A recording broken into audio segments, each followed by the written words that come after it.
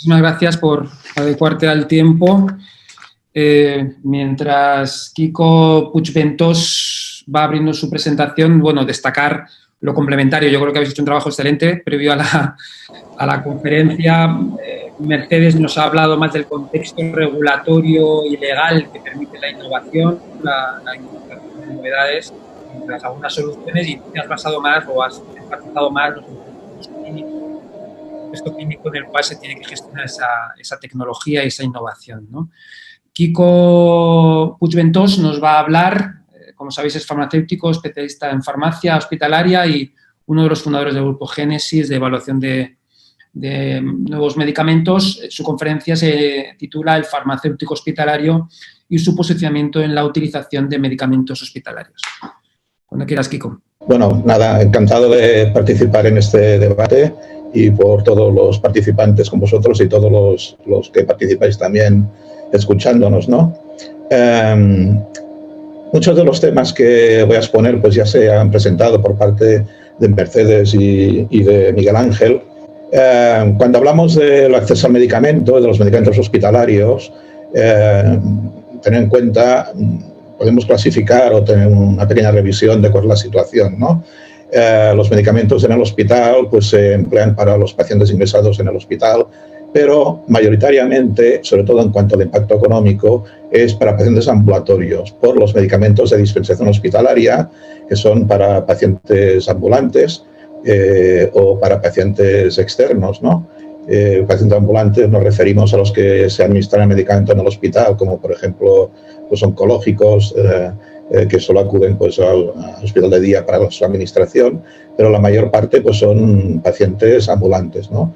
Y es que la sanidad pública en nuestros hospitales asume el coste de los medicamentos de alto coste de pues, muchísimas enfermedades crónicas o enfermedades de alto coste, como pues, el HIV, hepatitis, enfermedades raras, fibrosis quística, neurología, autoinmunes. Todos son medicamentos extraordinariamente caros y que no son y que de alguna manera pues el gasto completo pues es con dineros públicos, ¿no? Estos costes que se han ido, esta escalada de costes que en los últimos años hemos vivido, pues van desde 15.000, 50.000, 150.000 hasta 400.000 euros por tratamiento y aumentando, ¿no? En el tema del copago, justamente el acceso a medicamentos sin costes para el paciente, copago cero, la medicación hospitalaria, tanto si ingresa el paciente como si es un paciente ambulatorio que se dispensa la medicación en los servicios de farmacia, ¿no? Los medicamentos en receta, de dispensación en oficinas de farmacia, el acceso con copago limitado para el paciente pensionista y algo mayor con los trabajadores activos, ¿no? Del 40-60%. Yo creo que en el debate que que has planteado, ¿no? Sobre Miguel Ángel, ¿no? Básicamente, primero, yo creo que el hecho de que el gasto farmacéutico en general y el hospitalario en particular está oculto de alguna forma. Oculto cuando me refiero sobre todo a nivel de sensibilidad pública, de usuarios, de ciudadanos. Por esto luego nos cuesta tanto transmitir las ideas de qué es lo que está pasando, de los abusos que hay de la gran industria farmacéutica en todo este gran impacto presupuestario y de aumento de gasto dedicado dentro de los servicios de salud al gasto farmacéutico, ¿no? Y yo creo que también el enfoque, más que ir sería para otro debate, ¿no? A justificar o a buscar cuál es el copago más adecuado, yo creo que el tema de racionalizar va por otro lado, es la educación a los pacientes, la difusión de los temas sanitarios y, de alguna manera, la intervención de los prescriptores médicos de atención primaria del hospital en estos aspectos, ¿no? Un par de cifras. Estos son datos del 2020 a punto de cerrar. El gasto farmacéutico de medicamentos en receta en España este año 2020 será de este orden 11.650 millones, que es el 60% aproximadamente del total, ¿no? Y la medicación hospitalaria, que era hace 10 años pues una pequeña, estamos ahora ya del orden del 40%. Como veis, fijaos lo que es el gasto farmacéutico del paciente puramente ingresado, no llega ni al 15%, es aproximadamente del 15%, es decir, bastante pequeño. La misma diapositiva que ha explicado Mercedes, esta es un poco más antigua, pero más que nada para explicar bueno, pues todas las fases que hay previa a la autorización de un medicamento por parte de las agencias reguladoras, la EMA, la FDA, que se puede comercializar, y luego el derecho a la patente, que es de 20 años, desde que se crea la molécula, a las fases de ensayo, fase 1, 2, 3. Una vez autorizado, normalmente pues tienen unos derechos de exclusividad de explotación de la indicación clínica, que además del de la patente, forma parte de todo este grupo de posibilidades que tiene la industria farmacéutica para actuar de forma exclusiva tener, digamos, pues el monopolio de esos productos, y a partir de los 10, 11 años, que suele ser, tenemos ya los genéricos y biosimilares. Yo aquí quería llamar la atención, porque luego creo que va a ser un poco de centro, que fijaos en esta diapositiva antigua la cantidad de años que le dedican a la fase 1, a la fase 2, a la fase 3 de los ensayos clínicos, a la investigación básica. Vamos, ahora mismo, tal como estamos, y las experiencias recientes que tenemos, y cómo ha ido evolucionando los últimos años, y ya no digamos ahora con la crisis del COVID y el tema de las vacunas o nuevos medicamentos, vamos, esto se ha adelgazado, que yo creo que estamos, lo que antes eran 10 años, 15, estamos en un año, ¿no? Esto es bastante significativo luego del grado de evidencias y de conocimiento que tenemos de estos medicamentos, ¿no? Los medicamentos originarios que tienen patente tienen estas características, pero no quiere decir que estos originales sean novedades, ¿no? Como todos conocéis, ¿no? Está lleno nuestra Vademecum, ¿no? De medicamentos MeToo, de medicamentos equivalentes terapéuticos, y bueno, estos son los clásicos de las estatinas o los inhibidores de la bomba de protones o los prilos, que son pequeñas modificaciones, no aportan ninguna ventaja terapéutica, pero sí que permiten registrarse, patentarse y aumentar los precios y la difusión, ¿no? Pero esto es el producto con un poco, ¿no?, que junto a fármacos que han presentado avances importantes, hay cientos y cientos de fármacos, yo también, que mientras quedan abandonadas importantes áreas de la terapéutica, menos del 10-15%, estos estudios clásicos que siempre hay, ¿no?, de las introducciones de los medicamentos son realmente innovadores, y el resultado es que la investigación es ineficiente y además de que se aprovecha la investigación básica con fondos públicos, y muchas ineficiencias, porque es que esta investigación es duplicación de esfuerzos de investigación y de búsqueda de indicaciones terapéuticas marginales que no son significativas. Mientras tanto, enfermedades olvidadas, desatendidas, básicas, como las 18 de la OMS o otras que conocemos, ¿no? Pero esto no solo pasa en estos medicamentos básicamente de medicación crónicas. El área oncológica, de uso básicamente en los hospitales, está lleno de MeToo, por ejemplo, pues bueno, este es alguno de los estudios que incluso se concluye como tal, o bien de alternativas que se llaman alternativas intercambiables, porque son principios activos diferentes, pero su eficacia en la mayor parte de los pacientes pues es indistinguible, y quizás se distinguen por el precio, por la promoción o por la introducción, ¿no? En esta perspectiva, me ha comentado Abel, yo participé en el grupo Génesis en su creación, de la farmacia hospitalaria. Dentro de la farmacia hospitalaria existen las guías guías farmacoterapéuticas. No tenemos ya desde siempre, o desde, fijaos, las funciones de farmacia terapéutica desde el año 1968 estaban incluidas en el sistema. Se hace una selección de medicamentos y, por tanto, de todas estas equivalencias terapéuticas nos ha obligado o se organizaron sistemas de evaluación y posicionamiento terapéutico y a determinar pues cuáles son las ventajas y también a nivel de eficiencia y los costes, ¿no? Entonces, la selección de medicamentos en los hospitales, las comisiones de farmacia terapéutica, fueron una realidad, pero cada hospital, digamos, de una forma independiente.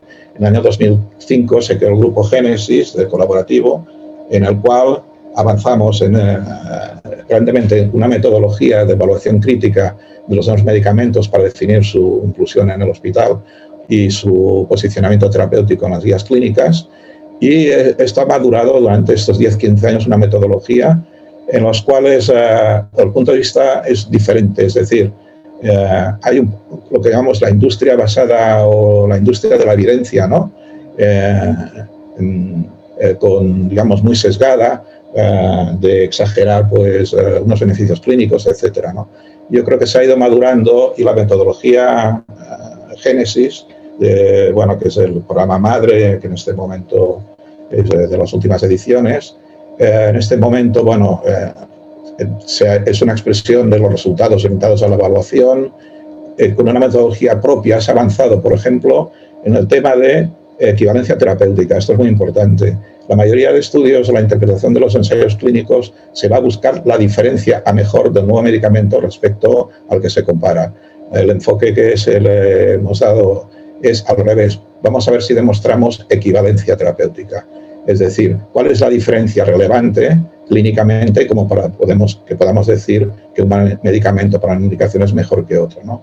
Bueno, no vamos a entrar aquí, hay comparaciones indirectas, análisis de subgrupos, todo esto hay muchos sesgos a la hora de interpretarlo y a la hora de aplicarlo para llegar a una conclusión en el fármaco donde lo posicionamos. Igualmente la evaluación económica, el impacto presupuestario, estudios de evaluación económica, el coste de incremental y al final llegar a un posicionamiento terapéutico.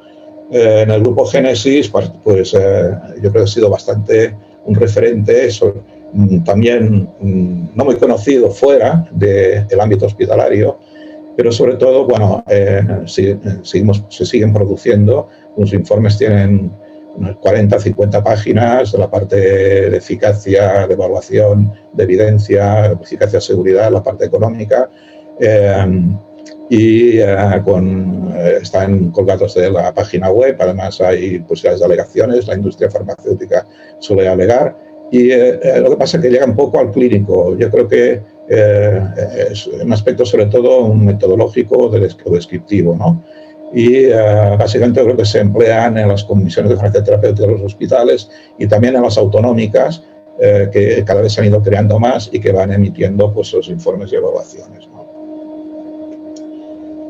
En el año 2013 se publican los IPTs, los informes de porcentaje terapéutico del grupo de coordinadores de porcentaje terapéutico, en la cual, bueno, por lo menos es una ventaja el que participan todas las comunidades autónomas, coordinado por la Agencia Española del Medicamento, y como sabéis se van publicando unas evaluaciones que son bastante narrativas, bastante basadas en la ficha técnica o el informe PAR de la Agencia Europea del Medicamento, pero que yo creo que sí que han llegado y son al menos un referente, una aproximación a posicionar a este medicamento en el lugar adecuado y de alguna forma contra los aspectos promocionales que puede haber y de venta del laboratorio, ¿no?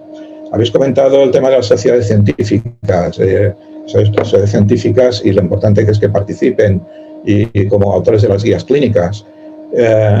Esto es un reciente informe que se ha publicado, fijaos, en Diario Pharma Roche, Adecuación de Evaluaciones en Clínica. Es un estudio cualitativo que forman parte de especialistas o médicos de Castilla y León, de diferentes sociedades científicas. Más que nada la conclusión, ¿no? Tanto las científicas regionales como las nacionales deberían contribuir a los medicamentos, en el caso, en las comisiones de selección de expertos y en la evaluación. Esta partida contribuiría, dice, a solventar el problema de recursos humanos de que adolece el sistema para incrementar el número y calidad de las evaluaciones. Este para mí es un tema básico.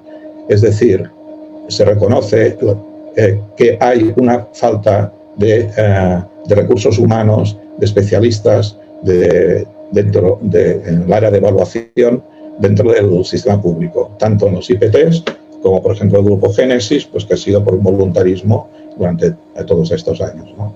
Y yo creo que esta es una de las áreas, además se ha producido una descapitalización en los últimos años de conocimiento científico y de capacidad de evaluación dentro del sistema público de salud.